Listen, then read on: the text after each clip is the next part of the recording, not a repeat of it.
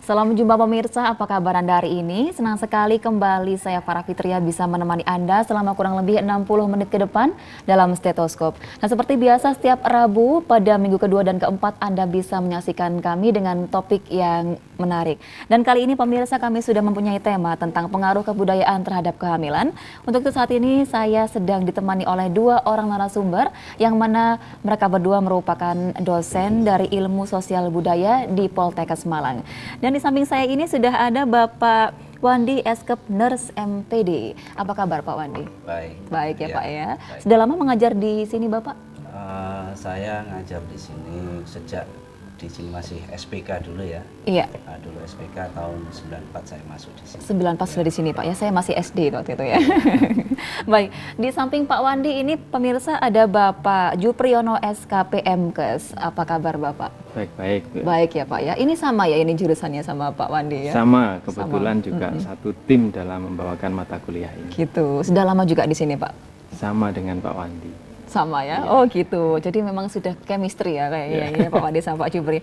Baik, kita masih pada pertanyaan yang mendasar ini Pak ya. Saya juga masih baru tidak begitu mengenal atau masih asing ya dengan pengaruh budaya terhadap kehamilan. Nah ini mungkin bisa dijelaskan. Mulai dari pengertian kebudayaan, lebih kepada Pak Wandi nih Pak ya.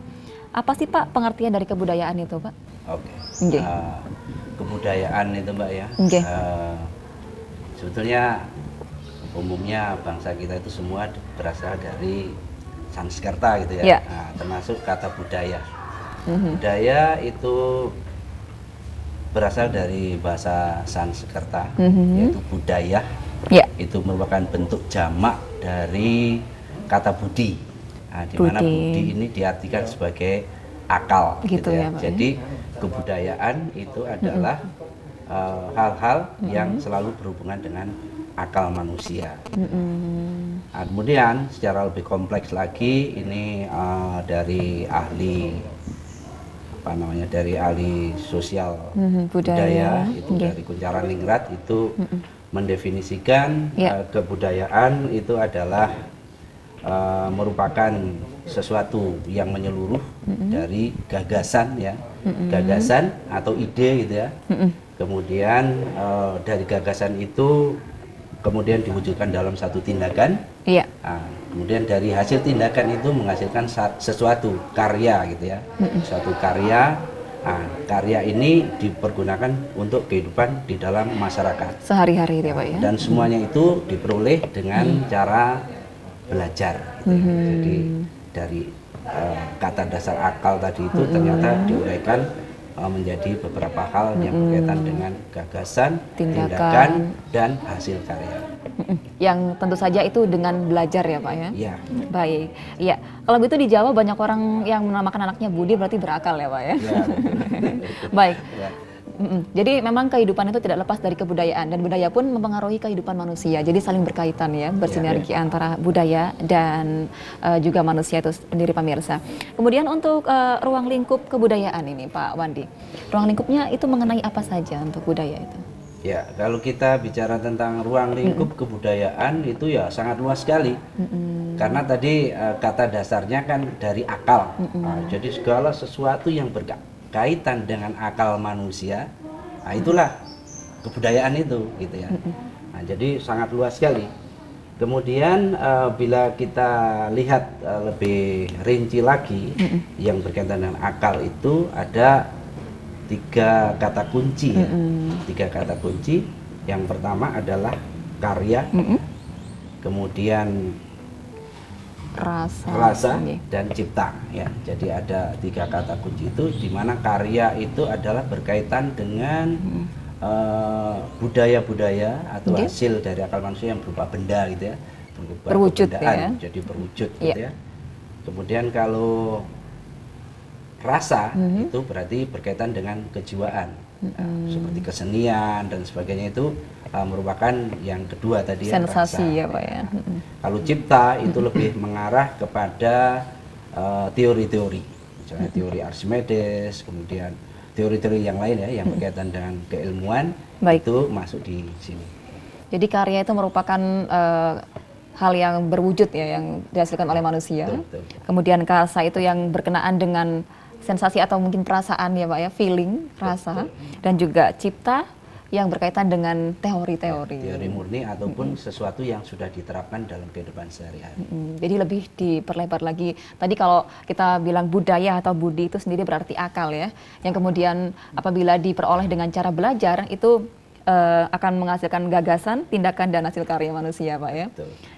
Baik. Kemudian setelah kita berbicara tentang pengertian dan juga ruang lingkup Pak, manfaat budaya itu sendiri untuk manusia apa Pak Wandi? Saya kira manfaat budaya itu untuk kesejahteraan manusia ya. Nah, itu yang utama. Karena manusia itu memang berbeda dengan makhluk yang lain ya. Kalau makhluk yang lain memang sudah diberikan oleh Tuhan itu alatnya lengkap gitu ya. Sempurna begitu ya Pak ya. Misalnya hewan dilengkapi dengan bulu-bulu supaya hangat, tapi manusia tidak. Begitu, hanya diberikan akal saja. Bagaimana untuk memenuhi kebutuhannya dia? Nah, kebutuhannya dia itu bisa terpenuhi kalau menggunakan akalnya. Nah, gitu. Jadi segala sesuatu bisa terjadi pada manusia setelah akalnya itu digunakan. Nah, untuk apa? Kalau gitu kebudayaan, ya tadi saya katakan itu untuk kesejahteraan manusia, untuk memenuhi kebutuhan manusia itu. Jadi pengaruhnya sangat besar sekali ya, akal dengan kebutuhan manusia. Iya. Karena berakal itu tadi kebutuhannya semakin banyak begitu ya Pak ya. Baik, ini tadi kita berbicara tentang konsep pemirsa atau lebih kepada kebudayaan itu sendiri. Namun apakah kaitan antara kebudayaan dengan kehamilan? Nah langsung saja kepada pakarnya juga ini, Bapak Jupri nih Pak. Bagaimana sih pandangan kebudayaan terhadap kehamilan itu Pak Jupri? Ya, terima kasih. Nggih. Kehamilan itu adalah suatu proses yang alami yang dialami oleh setiap wanita. Itu hakikatnya adalah menjalani proses tumbuh kembang manusia. Biasanya di dalam setiap tumbuh kembang untuk menuju ke proses perkembangan berikutnya itu ada masa-masa krisis yang dirasakan sebagai suatu ancaman bagi manusia itu. Makanya bagaimana pendekatan dengan budaya, ternyata budaya itu juga terkait dengan itu, karena ada dua hal penting di sini yang sering dialami atau manifestasi masing budaya bagi ibu hamil. Yang pertama itu yang berkaitan dengan krisis pada saat mau menuju ke proses perkembangan berikutnya. Yang kedua berkaitan dengan asosiasi. Biasanya manusia itu menghubung-hubungkan begitu. Nah, asosiasi di sini ada asosiasi bentuk, asosiasi tindakan, dan asosiasi yang mengikuti fenomena alam. Nah, dari asosiasi bentuk misalnya, kita sering mendengar bahkan mengikuti banyak pantangan-pantangan makanan dalam masa kehamilan yang tidak boleh dilakukan, yang tidak logis atau dihindari bagi ibu hamil. Misalnya tidak boleh makan jamur, nanti plasentanya atau ari-arinya sulit lahir. Kemudian kita juga pernah mendengar tidak boleh makan ontong atau jantung pisang, karena bentuknya seperti itu nanti anaknya kecil, ya. Kemudian untuk di Indonesia wilayah timur sana tidak boleh makan gurita, nanti tangan-tangannya gurita itu kan banyak, nanti mencekeram sehingga juga sulit lahir begitu, sulit keluar gitu ya. Gitu ya. Ya, kemudian juga ada asosiasi terhadap tindakan. Ya, kita tahu selama wanita hamil itu suami bahkan keluarganya itu tidak boleh memperlakukan semena-mena terhadap binatang. Gitu. Ya, kalau nanti kita memperlakukan semena-mena terhadap binatang, nanti anaknya bisa cacat gitu, misalnya. Tidak boleh menutup lubang binatang, nanti kita juga sulit lahir. Iya. Kalau di Bali itu tidak boleh membangun pagar, nanti juga menghalang-halangi anaknya lahir. Iya. Masih banyak lagi, terutama juga di Jawa pada saat hamil itu tidak boleh jahit atau ndondomi itu ya, ndondomi Iya. lubang itu nanti juga Akan sulit. sulit. Tapi ini selaku praktisi kesehatan ya, Pak Jupri maupun Pak Wandi, menanggapi fenomena semacam ini di masyarakat itu bagaimana, Pak Jupri dulu? Ya, tadi sudah disampaikan bahwa kebudayaan itu diciptakan oleh manusia dan manusia tidak bisa lepas dari Kebudayaan. yang namanya kebudayaan. Oleh karena itu kita mengakui, Tetap mengakui tetap ya. mengakui kebudayaan. Tinggal pemaknaannya atau penggunaannya dari segi kesehatan. Tidak selamanya kebudayaan atau manifest budaya itu selamanya cocok. Kalau begitu, kalau misalkan dikatakan kebudayaan itu tidak selamanya cocok, berarti ada juga yang cocok ya Pak ya? Mayoritas banyak yang cocok. Ada yang cocok juga, walaupun sebenarnya itu dari segi medis nggak ada hubungannya Pak ya? Iya. Oh gitu. Tadi kan disampaikan, jadi kebudayaan itu ada kebudayaan tradisional yang sifatnya lebih konvensional. Iya. Artinya tidak tahu siapa yang memulai, kapan dimulai, tapi hal itu dilakukan juga. Ibaratnya anonim ya? Iya, karena diyakini itu baik, ya berdampak baik. Baik. Nah, kalau kebudayaan yang modern kan lebih mengarah ke bagaimana merasionalisasi dari yang konvensional tadi. Apalagi yang zaman sekarang ini orang-orang lebih mengandalkan logika Pak ya dibandingkan dengan Iya, mitos-mitos betul. seperti itu. Nah, inilah Iya. menurut saya. Jadi kita bagaimana menyikapi, Gitu ya ya. bagaimana menyikapi. Artinya kalau yang memang nyata-nyata berdampak buruk, Iya. itu bagaimana kita modifikasi perilaku Baik. tanpa Oke. menganggap buruk kebudayaan. Iya, itu. baik Pak Jupri dan Pak Wandi, kita masih akan membahas lebih tuntas tentang pengaruh kebudayaan terhadap kehamilan. Namun harap bersabar dulu ya. Baik pemirsa, jangan kemana-mana. Setelah jeda pariwara berikut, kami masih akan kembali dengan tema pengaruh kebudayaan terhadap kehamilan. Masih di Dama TV. Baik, terima kasih Anda masih bersama Stetoskop edisi kali ini masih dengan topik pengaruh kebudayaan terhadap kehamilan. Masih juga bersama dengan Bapak Wandi dan Bapak Jupriyono selaku dosen seni budaya di Poltekkes Malang. Ya, tadi kita membahas masalah pengertian tentang budaya, kemudian ruang lingkup budaya dan juga manfaat ya budaya itu sendiri. Tadi Pak Jupri sudah bilang ya, juga sudah bilang tentang beberapa hal-hal yang mendasari kebudayaan, diantaranya masa krisis dan hubungan asosiatif ya antara kebudayaan dan orang hamil ya. Ini sekarang saya ingin tanya kepada Bapak Wandi nih Pak Wandi. Tadi Pak Jupri sudah, sekarang Bapak ya biar adil ini ya. Baik, menurut Bapak selaku praktisi kesehatan ya Pak ya, selaku dosen seni budaya di Poltekkes ini menanggapi fenomena kebudayaan yang mempengaruhi kehamilan itu seperti apa Pak? Oke, sebetulnya kalau budaya yang dihubungkan dengan kehamilan atau pengaruhnya seperti apa terhadap kehamilan, itu sebetulnya tadi Pak Jupri sudah menyampaikan ya, bahwa sebagai dasar masyarakat kita atau pada masyarakat dunia umumnya gitu ya, ada di dalam menyikapi kehamilan ini berdasarkan kebudayaan, kultur yang berbeda-beda gitu itu ada dua hal ya, yaitu masa krisis di antara tahapan kehidupan dan hubungan asosiatif tadi ya. Nah, di situ memang dari masa krisis di antara kehidupan itu pengertiannya sebetulnya tadi sudah disampaikan oleh Pak Jupri bahwa tahapan kehidupan misalnya mulai dari bayi, kemudian menjadi anak-anak dan sebagainya, termasuk ibu hamil. Ya, ibu hamil itu juga tahapan kehidupan yang tadinya dia masih belum hamil, nah, kemudian dia hamil menjadi ibu gitu ya, menjadi calon ibu ya, menjadi calon ibu. Nah, itu di situ ada krisis.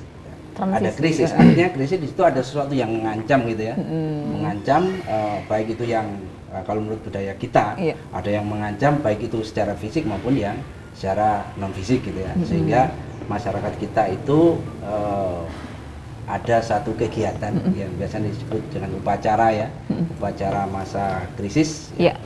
atau crisis rate, itu di situ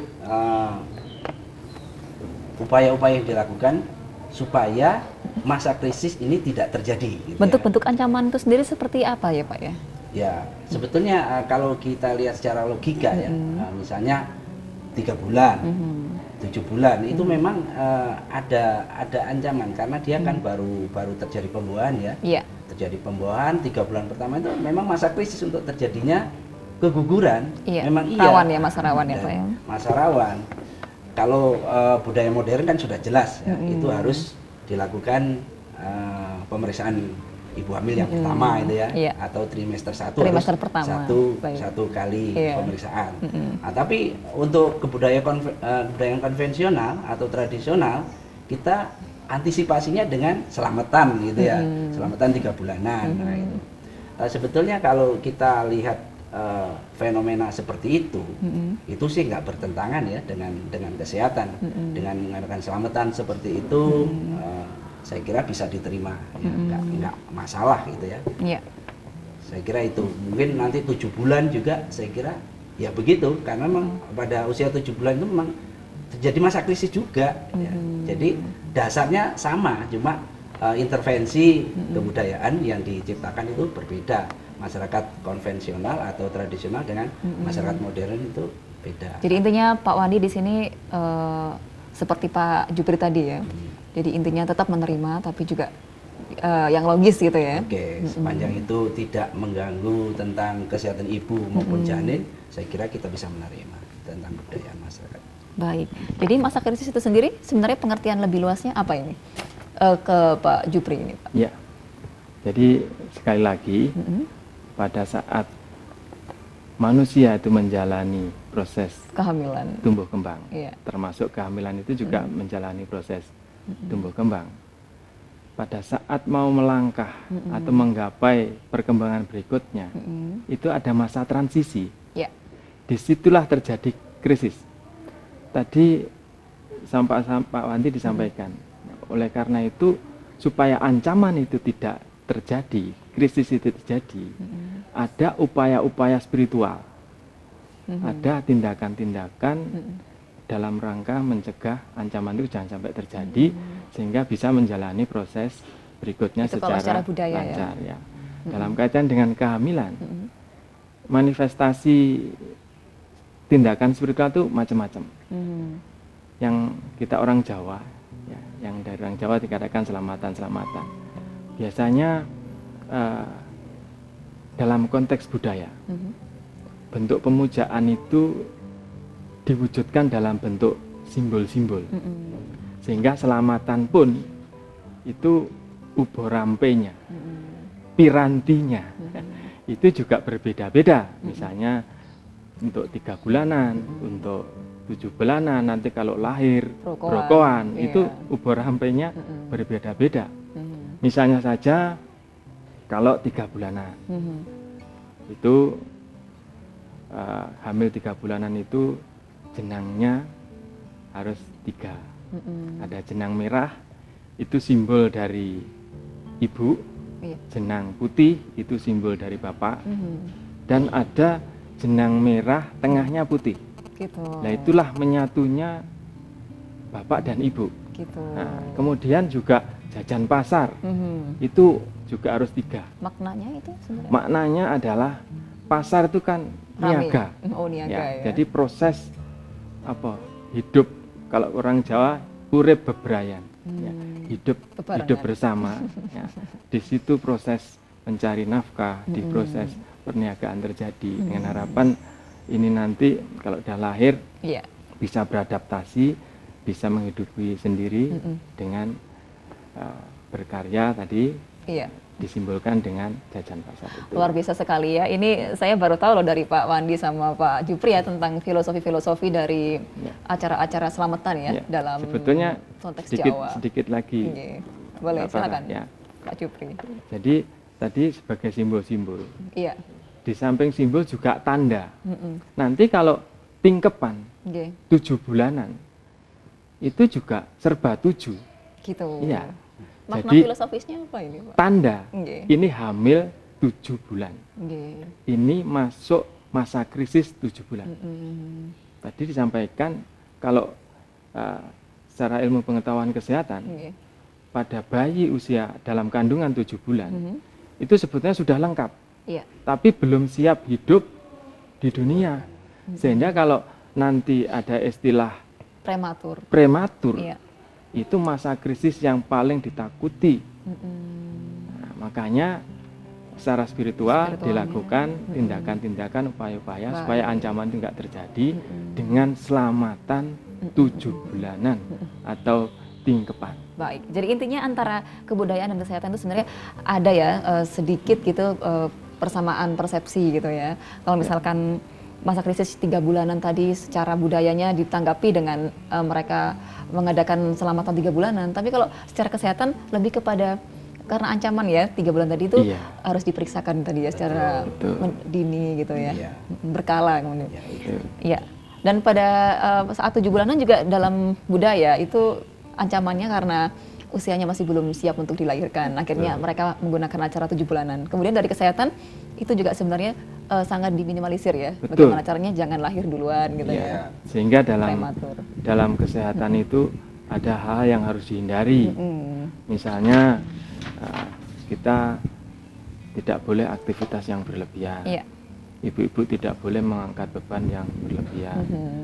Mohon maaf, tidak boleh melakukan kegiatan hubungan seksual pada masa-masa itu. Karena kalau nanti mengganggu sampai bayi itu rentan keluar, dia belum siap sebetulnya. Nah, itulah ancamannya. Itu ancamannya dari segi kesehatan ya Pak? Iya, betul. Baik, ya. Menarik sekali pemirsa Dhamma TV ya pembicaraan kita tentang pengaruh kebudayaan terhadap kehamilan. Dan ada banyak hal juga yang bisa kita peroleh dari penjelasan dari kedua orang dosen seni budaya di Poltekkes Malang ini pemirsa. Sosial budaya dasar. Ilmu sosial budaya di Poltekkes Malang ini ya. Ya, bahwasannya kebudayaan dan kesehatan itu sendiri sebenarnya bisa dikaitkan ya, tapi yang secara logika atau mungkin bisa diterima gitu ya, tidak membahayakan ibu hamil itu sendiri. Betul. Baik, masa krisis dan masa hubungan asosiatif antara kebudayaan dan kehamilan. Ada banyak hal yang kita dapatkan dari sini ya Pak ya. Baik, kalau menurut Pak Wandi ini ya Pak Wandi, ada nggak sih Pak pengaruh buruk dari masa krisis tadi yang dilakukan oleh masyarakat ya dengan cara selamatan-selamatan tadi, menurut Bapak apakah itu perlu atau biasa saja atau bagaimana? Ya, kalau kita hidup di masyarakat ya, kalau kita hidup di masyarakat saya kira ya itu perlu juga ya. Karena apa? Karena memang untuk kebudayaan ini itu di sana kan ada doa juga ya, dengan selamatan itu ada doa, ada sodakoh ya atau sedekah kepada tetangga, itu memang juga dianjurkan oleh unsur religinya Pak ya, oleh agama gitu ya. Jadi saya kira kalau hal-hal yang berkaitan dengan kegiatan-kegiatan selama tidak mengganggu dalam proses kehamilan maupun pada saat nanti dia persalinan, itu saya kira tidak ada masalah gitu ya. Menurut saya seperti itu. Jadi kalau menurut Pak Jupri berarti kalau seandainya di kesempatan saat ini atau mungkin masyarakat modern tetap menjalankan itu, menurut Bapak bagaimana? Jawabannya nanti dulu Pak ya.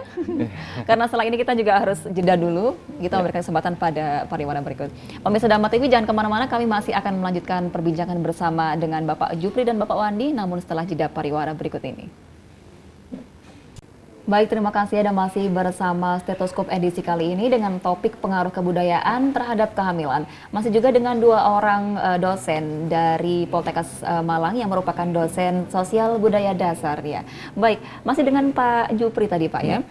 Yang saya tanyakan adalah begini, setelah tadi budaya dan juga kesehatan masih bisa diterima ya Pak ya. Kalau menurut Bapak untuk masyarakat modern saat ini yang notabene mereka lebih mengandalkan logika, apakah menurut Bapak kalau misalkan harus memberikan saran, apakah perlu untuk tetap melestarikan budaya yang seperti itu Pak?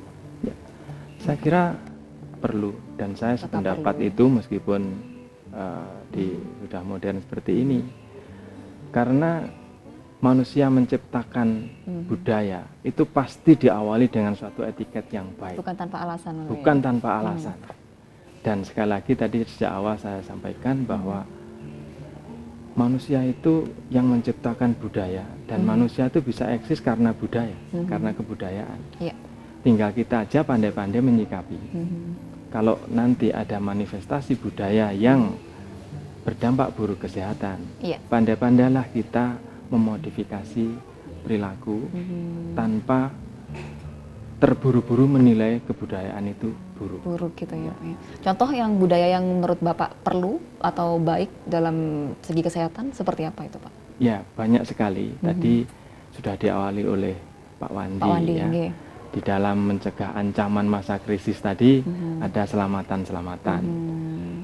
Di situ hikmahnya pertama bisa bersilaturahim, kemudian bisa berdoa untuk kekuatan spiritual. Lebih religius lah ya. Ya, kemudian juga untuk memberikan suatu support atau dukungan bagi ibu hamil. Di samping juga mengingatkan, sekarang ini sudah 3 bulan, sekarang ini sudah 7 bulan, sehingga apa-apa yang baik untuk dilakukan. Dan kita yang datang di sini pada selamatan adalah mendukung supaya yang baik dilahirkan nanti bisa lahir dengan selamat. Baik. Kemudian dari segi keterkaitan budaya itu yang tadi disampaikan ada berkaitan dengan asosiatif dan krisis. Iya. Dari asosiatif makanan misalnya atau bentuk misalnya, Iya. itu juga tidak selamanya atau bahkan bisa saya katakan banyak sekali yang menunjang kesehatan ibu hamil misalnya. Sebagai contoh? Ya, sebagai contoh misalnya asosiasi landep, kalau bahasa Jawa landep kedul atau tajam tumpul, sehingga orang hamil itu tidak diperkenankan makan nanas karena nanas itu landep. Ternyata memang betul nanas itu mengandung zat yang bisa menghambat proses pembuahan atau proses pembentukan jaringan. Kemudian dilarang makan cabai misalnya. Cabai itu kalau kebanyakan orang panas, lebih-lebih nggak tahan kan bisa murus. Itu juga mengganggu proses kehamilan. Tidak boleh makan duren misalnya. Duren kan banyak mengandung gas. Sehingga kalau nanti terjadi timbunan gas di dalam saluran pencernaan, itu akan mendesak ruang kehamilan, akan mengganggu juga proses kehamilannya. Jadi secara budaya itu dikatakan seperti itu, tapi secara kesehatan pun dapat diterima Pak ya? Bisa diterima. Dapat diterima. Dan kita jangan terburu-buru memandang budaya yang konvensional itu kuno. Gitu. Kita tidak bisa eksis tanpa ada orang yang kuno. Ya, yang penting kita punya kearifan di dalam menyikapi, tidak terburu-buru mengambil suatu kesimpulan, ya, sehingga kembali lagi apa-apa kita dituntut cermat. Baik. Dalam menyikapi budaya. Baik. Ya, itu dari Pak Jupri ya. Kemudian kepada Pak Wandi nih Pak. Kalau Pak Jupri sudah tadi mengatakan bahwa beberapa budaya sebenarnya masih dapat diterima dalam beberapa kesehatan, yaitu beberapa budaya, tapi apakah ada juga budaya yang menurut kesehatan tadi pandangan kesehatan itu buruk? Apakah ada Pak? Yang atau mungkin tidak perlu untuk diambil gitu? Ya, ada. Ada Pak ya? Ada. Mungkin di sini saya mengambil contoh yang lain ya. Okay. Ini ada satu budaya, ini terjadi di Lombok, daerah Lombok. Itu tadi yang sudah dijelaskan dikotomi panas dingin tadi ya. Jadi dasar dari kebudayaan itu salah satunya dikotomi panas dingin, di mana orang hamil itu dalam dikotomi panas, orang melahirkan itu dalam dikotomi dingin. Nah, gitu. Dalam dikotomi dingin, karena dingin maka manifestasi budaya yang diciptakan itu macam-macam. Contohnya tadi di Lombok misalnya, di daerah Lombok itu dulu, itu kalau dia baru melahirkan bayi dan ibunya itu ada budaya panggang api namanya. Jadi ibu dengan bayinya itu tidur di atas tempat tidur, kemudian di bawah diberi api. Nah, itu tidak jarang di situ terjadi Kebakaran. melepuh-melepuh gitu ya, melepuh kulitnya, kemudian terjadi dehidrasi ya karena keringat begitu banyak bayi ataupun ibunya, sehingga di situ terjadi dehidrasi. Itu merugikan sekali kalau seperti Sangat itu. ya. Baik. Itu satu contoh seperti itu. Itu sebetulnya dari dasar dikotomi panas dingin tadi itu akhirnya manifestasinya seperti itu. Nah, jadi ini menurut saya itu merugikan. Kalau ada hal yang seperti ini, saya kira perlu di rasionalisasi lagi ya, untuk Diluruskan ya Pak. meluruskan. Mungkin tidak perlu tidak perlu dibakar atau diberikan api, tapi diselimuti. Saya kira itu lebih bagus, lebih higienis gitu ya. Saya kira itu. Pak, adanya dikotomi panas dan dingin itu sebenarnya diperoleh dari mana Pak? Sehingga bisa dikatakan seperti itu. Kalau orang hamil itu cenderung dikotominya panas, kemudian kalau melahirkan dingin itu dari mana Pak? Oke, itu sebenarnya dari kepercayaan masyarakat. Kepercayaan masyarakat. Jadi dikotomi panas dingin itu sebetulnya dari fenomena alam ya. Nah, kalau di budaya atau kepercayaan Cina itu ada yang disebut dengan yin yang gitu ya. Ada yin yang, jadi ada dua kutub yang selalu bertentangan. Ada panas, ada dingin, kemudian ada jauh, ada dekat dan sebagainya seperti itu. Demikian juga kehidupan manusia itu juga dipercayai oleh sebagian masyarakat ya. Itu ada dikotomi panas dingin, artinya irama kehidupan manusia itu juga sama dengan irama alam semesta ini. Nah, pada satu saat panas, kemudian dingin, panas, dingin, begitu seterusnya. Ya. Nah, itu jadi ini kepercayaan masyarakat, sebagian masyarakat di dunia itu seperti itu, sehingga ada kebudayaan-kebudayaan yang dilahirkan karena dikotomi tadi itu gitu ya.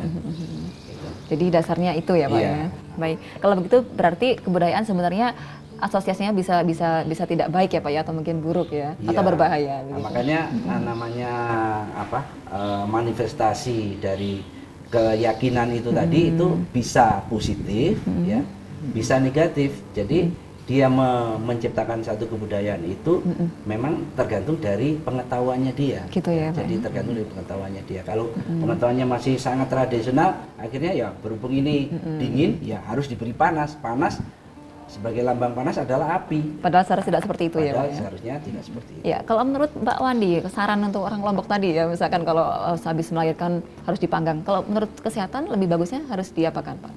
Ya, kalau menurut kesehatan saya kira sudah jelas.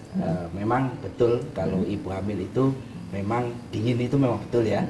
Maka dia Melahirkan harus diselimuti. Kemudian bayi baru lahir itu memang punya potensi ya, punya potensi untuk terjadi kedinginan. Iya. Nah, maka harus diselimuti. Saya Dibedong. kira ini ya, itu untuk intervensi secara kesehatan, saya kira sudah jelas. Jadi sebenarnya lebih simpel ya Pak ya secara kesehatan ya. Daripada sebenarnya harus lebih simpel. mengambilkan kayu bakar kemudian harus membakar api gitu ya. Kalau begitu bahaya, aneka bahaya dalam asosiasi masyarakat atau kebudayaan itu apa Pak pengertiannya Pak? Aneka bahaya dalam hubungan asosiatif. Begini, hubungan asosiatif itu sebenarnya dikotomi panas dingin tadi itu adalah aneka bahaya dalam Di antaranya dalam ya. hubungan asosiatif ya. Jadi tadi sudah dari awal tadi sudah dijelaskan bahwa hubungan asosiatif itu bisa berkaitan dengan tindakan panas dingin Panas tadi. dingin. Kemudian bisa berkaitan dengan bahan makanan menurut bentuknya, menurut warna, atau menurut hal-hal yang berkaitan dengan itu. Misalnya masyarakat Kerinci ya. Masyarakat Kerinci itu kalau berkaitan dengan hubungan asosiatif menurut bentuk misalnya, orang hamil itu nggak boleh makan rebung. Rebung itu kan ada bulunya gitu ya, ada berbulu. Nanti kalau makan rebung anaknya akan lahir banyak bulu. Oh, gitu. Nah, itu hubungan asosiatif. Dia menghubungkan seperti itu, maka nggak boleh. Nah, kalau budaya seperti ini, saya kira itu nggak ada hubungannya sama sekali ya. Gitu ya, Pak ya. Ini mestinya kita harus, ini nggak ada hubungannya. Ini boleh Pak ya? Secara logika boleh, nggak ada masalah itu karena gizinya juga rebung itu sangat banyak gitu ya. Banyak.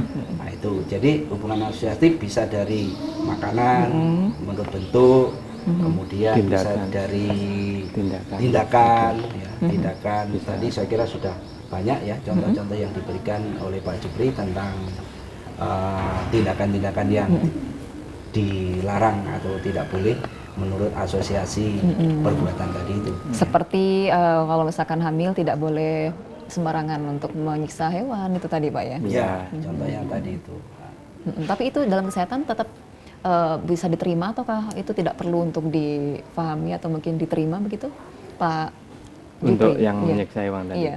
Ya. Pada saat hamil kita dilarang menyiksa binatang. Sebetulnya kalau menyiksa binatang itu nggak nunggu hamil atau masa apapun kan Bisa aja. akan merusak kapanpun. ekosistem kalau kita ini ya, Gitu ya. kalau kita merusak.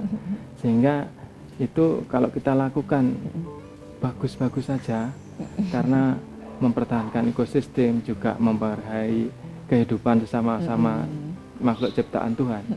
Saya kira hal yang semacam itu meskipun nggak ada kaitannya dengan kesehatan itu bisa kita terima. Bisa diterima. Tinggal bagaimana kita mengemas atau merasionalisasi Pola dari pikirnya ya. Iya, betul. Begitu ya. Ya. Baik. Ya, kemudian tadi ada contoh dikotomi panas dingin yang Ya. kalau orang hamil itu cenderung dikotominya panas, kemudian kalau melahirkan itu dingin. Itu pasti ada contoh lain ya Pak ya di samping itu ya. Ya. Nanti kita akan lebih bahas lagi. Saya ingin tahu contoh-contoh lain dari dikotomi-dikotomi yang lain selain panas dingin ya. Namun setelah jeda pariwara berikut. Baik pemirsa, jangan kemana-mana, kami akan segera kembali.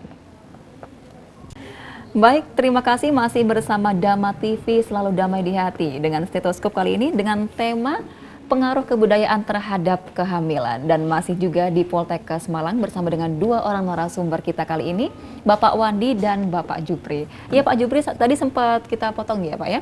Pertanyaan saya tentang contoh lain dari dikotomi yang berupa bentuk ya. Selain panas dingin tadi. Ada lain Pak selain itu? Ya. Kami sampaikan kembali bahwa dikotomi panas dingin yang telah dibahas tadi itu kita belajar dari fenomena alam semesta ini. Ada panas, ada dingin, ada gelap, ada terang, ada jauh, ada dekat, ada besar, ada kecil dan sebagainya. Nah, dalam kaitannya kehamilan, dikotomi selain panas dingin, misalnya tajam tumpul misalnya. Kita menghindari makanan-makanan yang sifatnya tajam seperti nanas tadi, itu berbahaya. Kemudian gelap terang misalnya. Kalau tiba-tiba terjadi yang mestinya terang, tiba-tiba gelap, misalnya terjadi gerhana, itu ada peristiwa-peristiwa spiritual yang dilakukan oleh seorang terutama bagi ibu hamil. Misalnya dikasih abu di usernya, atau bahkan ada yang disuruh sembunyi di bawah kolong tempat tidur supaya tidak dimakan Bathara Kala. Nah, hal semacam itu nggak ada kaitannya langsung dengan kesehatan. Paling tidak itu bisa kita terima karena membahayakan juga tidak, berkaitan juga tidak. Tapi sekali lagi itu kita hargai, paling tidak bisa menimbulkan kekuatan spiritual, gitu ya. Motivasi, semangat, energi. Bahwa sugesti bahwa saya ini sedang mengandung sesuatu yang bernilai, sesuatu yang berharga, sesuatu yang harus saya pelihara, sehingga ini sebagai calon generasi penerus, termasuk penerus kebudayaan itu sendiri. Calon-calonnya manusia-manusia baru ya Pak ya. Iya. Karena ibu kan ini juga merupakan sesuatu yang utama ya, lahirnya generasi baru yang berkualitas semacam itu ya. Iya. Baik, tadi dikatakan kalau nanas itu tajam Pak ya, Iya. itu secara budaya. Kalau secara kesehatan, apakah nanas juga berbahaya untuk kesehatan ibu hamil Pak? Iya, berbahaya karena nanas itu mengandung zat yang bisa mempengaruhi proses pembentukan jaringan. Gitu. Ya, kalau ada orang yang hamil muda, makan nanas itu bisa keguguran. Emang benar Pak itu ya? Betul, bisa keguguran. Kalau usianya sudah lebih dari 3 bulan, itu kan proses pembentukan penyempurnaan jaringan itu kan juga terus sampai nanti pada akhir kehamilan sempurna. Nah itu nanas kalau dimakan sifatnya tajam, itu juga bisa mengganggu proses perkembangan jaringan itu, sehingga nanti ada salah satu jaringan yang tidak terbentuk sempurna, yang apakah itu malformasi atau cacat dan sebagainya. Jadi disarankan secara kesehatan jangan gitu Pak ya? Jangan kalau nanas. Gitu seperti ya. itu. Ya. Jadi dihindari begitu. Itu ya itu dikotomi tajam tumpul. Tapi apakah selalu Pak untuk nanas ya, saya masih membahas masalah nanas ini. Iya. Apakah selalu kalau misalnya ibu hamil makan nanas kemudian akan terjadi malformasi atau apa tadi itu Pak? Ya. Apakah selalu atau dalam beberapa kasus saja itu? Ya, tergantung berapa nanas yang dimakan saya kira ya. Gitu. Iya. Jadi Kalau masih hanya boleh. kalau hanya sedikit ya saya kira enggak berpengaruh. Kalau sekarung ya mungkin gitu ya Pak ya gitu. Iya. Baik, iya kita membahas tentang asosiasi tadi sangat menarik sekali pemirsa. Sekarang saya ingin bertanya kepada Pak Wandi nih Pak ya, tentang pandangan budaya modern ini, tentang dasar pemikiran budaya yang dijelaskan Bapak tadi itu, gimana Pak? Pandangan budaya modern terhadap budaya tadi. Saya kira dari awal tadi sudah dijelaskan ya. Iya. Sebetulnya kalau pandangan untuk kebudayaan modern terhadap budaya-budaya yang Konvensional. tadi, budaya konvensional, kita sepanjang itu tidak berpengaruh, itu kita bisa menerima ya. Tetapi untuk budaya modern, saya kira tadi dari awal sudah dijelaskan bahwa seseorang itu manifestasi budaya itu tergantung dari pengetahuannya dia. Kemudian budaya itu lahir karena proses belajar. Gitu. Nah, karena proses belajar sekarang manusia sekarang itu saya kira ilmu dan teknologi begitu maju ya. Sangat canggih begitu sekali. maju. Iya. Termasuk di dalam hal pemantauan terhadap kehamilan ini saya kira sudah sangat luar biasa. Maka budaya-budaya modern yang berkaitan dengan ibu hamil ini juga banyak. Ya. Nah, sekarang ada satu program ya, program untuk ibu hamil itu ada istilahnya K1, K2, K3, K4. Artinya di sini untuk ibu hamil pada trimester pertama atau 3 bulan pertama itu harus 1 kali kunjungan. Kemudian 3 bulan kedua minimal 1 kali kunjungan. Kemudian 3 bulan berikutnya itu 2 kali kunjungan. Jadi 4 kali kunjungan dalam Minimal ya. Minimal itu dalam dalam saat kehamilan. Saya kira program ini juga sudah difasilitasi oleh pemerintah ya. Dengan sekarang ada program jam persal, gitu ya. Jam persal, jaminan persalinan karena itu paketnya memang sejak kehamilan. Ya, sejak Tapi hamil, paling tidak 4 kali itu Pak ya. ya, sejak hamil 4 kali, kemudian persalinan juga saya kira menurut program jam persal kan gratis gitu ya. Gratis sampai nanti pada kunjungan masa bayi juga ada. Saya kira itu sudah difasilitasi, itu kebudayaan modern sudah seperti itu. Nah, saya kira ini sudah difasilitasi sesuai dengan pengetahuan-pengetahuan yang ada pada saat ini. Baik, jadi itu ya, kebudayaan modern menanggapi seperti itu ya Pak ya. Baik, tetap ada istilahnya hubungan antara masyarakat dan juga praktisi kesehatan dan pemerintah ini ya, harus bersinergi. Baik, kemudian saya ingin tanya lagi ini kepada Pak Jupri karena mungkin ini sangat ini ya, Pak Jupri banget gitu ya Pak ya kalau orang bilang ya. Ini yang mesti Bapak bahas dalam setiap kali Bapak mengajar ya. Pak, ngidam ya, ngidam atau mungkin yang lebih orang kenal itu awal-awal hamil itu ya. Itu apakah ada sih Pak istilah ngidam itu? Dan ngidam itu sebenarnya apa gitu? Iya. Pengertiannya. Ngidam itu istilah yang sering kita dengarkan ya dalam kesehatan itu disebut pika ya. Sebetulnya ngidam itu salah satu bentuk aktualisasi seorang wanita. Karena pada saat dirinya dinyatakan positif hamil, Sangat senang sekali. ya, gitu. dia merasa sempurna jadi seorang wanita. Sehingga dia butuh aktualisasi. Nah, pengaktualisasian itu dalam bentuk permintaan-permintaan yang kadang-kadang yang bayinya yang digunakan alasan.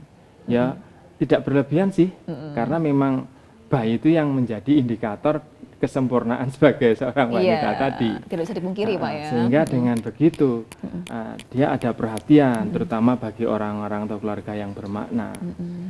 Ini kaitannya dengan kesehatan. Sebetulnya ngidam, tidak ngidam pun wanita hamil itu kan termasuk kelompok rentan, sehingga harus diperhatikan. Makanya sekarang dikembangkan proses suami antar jaga atau Jadi, siaga, kemudian pendampingan persalinan dan sebagainya. Itu kan dalam bentuk dukungan, mensupport atau memfasilitasi seorang wanita untuk beraktualisasi dengan kesempurnaan dirinya sebagai wanita sejati tadi. gitu ya. Jadi walaupun sebenarnya dalam kesehatan tidak ada ya antara ngidam itu tidak ada, cuman Ya. lebih kepada psikologis mereka saja Pak ya untuk Ya. agar mereka merasa ada yang mensupport semacam itu. Ya, betul, betul. Kemudian kalau misalkan permintaan mereka untuk makan sesuatu yang aneh-aneh itu apakah dipengaruhi sesuatu hormon tersendiri dalam saat kehamilan atau bagaimana Pak? Ya, kalau di dalam proses fisiologis dikaitkan dengan hormon, saya belum menemukan literaturnya sampai sekarang. Gitu ya. Jadi ngidam itu lebih ke arah aspek psikologisnya, seperti itu. Gitu ya. Jadi kalau ngidam berarti sebenarnya lebih pada ibunya yang kepingin diperhatikan gitu ya Pak ya. Bentuk, bukan ingin diperhatikan, perwujudan Aktualisasi. aktualisasi diri. Ya. Kalau ingin diperhatikan seolah-olah kok naif banget seorang ibu itu, padahal kan memang perhatian itu nggak pandang Jadi nggak secara langsung ngidam bilang atau aku ini tidak. hamil gitu. Nah, kalau dia orang ibu hamil sebagai kelompok rentan kan memang harus kita perhatikan. Jadi harus Jadi diperhatikan. lebih tepat barangkali perwujudan diri atau aktualisasi bahwa dia sekarang jadi sosok wanita yang sempurna yang akan bisa meneruskan generasi penerus, Baik. termasuk yang akan melestarikan budaya nanti. Baik. Ya, terakhir ini kepada Bapak Wandi ini, Pak Wandi ya. Pandangan ilmu kesehatan Pak terhadap budaya-budaya yang tadi sudah disampaikan baik itu secara konvensional ataupun modern, bagaimana Pak Wandi? Oke, kalau secara konvensional saya kira kita sudah bahas sejak awal gitu ya. Secara konvensional seperti itu ada yang merugikan, kemudian ada yang tidak ada pengaruhnya apa-apa, juga mungkin ada yang menguntungkan gitu ya. Nah, untuk yang merugikan saya kira kita harus menghindari, jangan sampai itu kita lestarikan gitu ya. Contohnya tadi yang saya contohkan untuk budaya panggang api di Lombok itu Kurang perlu ya. ya saya kira itu harus dihindari memang. Harus dihindari malahan ya. Harus dihindari. Kemudian yang kedua yang berkaitan dengan ibu hamil ya, ibu hamil yang sedang pada masa-masa perlu perhatian tadi itu juga harus diperhatikan betul dalam budaya ini. Karena memang siapapun atau yang sedang ingin melestarikan makhluk atau Calon manusia. ya, calon manusia untuk supaya tidak punah dari muka bumi ini memang harus ada orang hamil gitu ya. Gitu ya. Nah, maka budaya-budaya itu sepanjang masih ada hubungannya dengan kesehatan dan itu berpengaruh positif ya kita bisa lestarikan. Kemudian kalau nggak ada hubungannya apa-apa ya tergantung masyarakat, kira-kira masyarakat masih mau apa enggak. Kalau nggak mau ya nggak perlu dipaksa, tapi kalau mau melaksanakan ya nggak usah dilarang gitu. Jadi saya kira harap itu, iya. saya harap setelah adanya perbincangan Pak Wandi dan Pak Jupri tadi, masyarakat yang selama ini bersikukuh dengan pendapatnya ya, entah dia menganut paham yang budaya modern atau konvensional, tetap bisa menerima gitu Pak ya. Inggih. Terakhir ini untuk Pak Jupri, ini kesimpulan Bapak dari topik kali ini tentang pengaruh kehamilan terhadap budaya. Ya, Silakan Pak, sedikit ya, kesimpulan. yang jelas budaya itu adalah diciptakan sendiri oleh manusia. Namun demikian, manusia tidak bisa lepas dengan budaya itu sendiri. Oleh karena itu, bagi ibu hamil, kalau melakukan suatu kegiatan atau memanifestasikan hasil budaya tadi, saya kira kita tidak boleh terburu-buru, itu jelek, itu kuno. Nanti dulu, ada enggak dampak buruknya bagi kesehatan ibu hamil? Selama itu tidak ada dampaknya, saya kira etiket untuk melestarikan hasil-hasil budaya yang tadi saya katakan untuk menciptakan itu tuh jelas tidak sembarangan, Keyakinan. jelas beretiket baik, tidak ada maksud yang sembarangan, pasti tujuannya baik. Oleh karena itu jangan terlalu terburu-buru, jangan terlalu dini menganggap budaya Pandangan yang itu. konvensional itu kuno. Bahkan menurut saya itu kalau kita mau arif menyikapi, banyak yang mendukung untuk mengupayakan ibu hamil itu sehat dalam menjalani proses kehamilannya. Baik. Ya. Ya. Namun demikian, seandainya nggak ada kaitannya sama sekali dengan kesehatan, paling tidak itu memberikan energi, sugesti, kekuatan Ya. bahwa sekarang ini saya sedang mengandung benih yang bahkan menjadi pelestari Di pahlawan. budaya. Gitu ya. Itu. Dan kalau ini memang ada dampak buruk, ya pandai-pandailah kita memodifikasi perilaku tanpa a priori atau menilai buruk budaya itu. Baik, terima kasih Pak Jupri. Pak Wandi ingin menambahkan Pak kesimpulan dari pengaruh budaya terhadap kehamilan. Tambahan saya kira kita sudah berbincang banyak tentang budaya yang berkaitan dengan kehamilan tadi. Saya hanya mengajak saja ya kepada ibu-ibu hamil ataupun keluarga ibu hamil untuk budaya modern yang sekarang ini sudah mengakui banyak hal yang berhubungan dengan kehamilan ini yang sudah dimanifestasikan dalam bentuk program-program kesehatan. Ibu hamil dan keluarga itu kalau ada yang hamil bawalah ke petugas kesehatan. Itu lebih baik ya Pak ya? Itu lebih baik. Kemudian persalinan juga di petugas kesehatan. Kemudian juga tumbuh kembang juga dipantau oleh petugas kesehatan. Itu saya kira harapan kami. Baik, terima kasih atas waktu dari Pak Jupri dan Pak Wandi Pak ya, mau menemani kami dalam Stetoskop edisi kali ini. Semoga setelah ini masyarakat akan lebih sadar ya tentang pengaruh budaya terhadap kehamilan itu sendiri, sebenarnya apa itu pengertiannya, kemudian ruang lingkupnya apa, dan pengaruh-pengaruhnya apa terhadap kehamilan itu sendiri. Terima kasih Pak Wandi dan Pak Jupri atas waktunya. Ya, baik pemirsa Dhamma TV.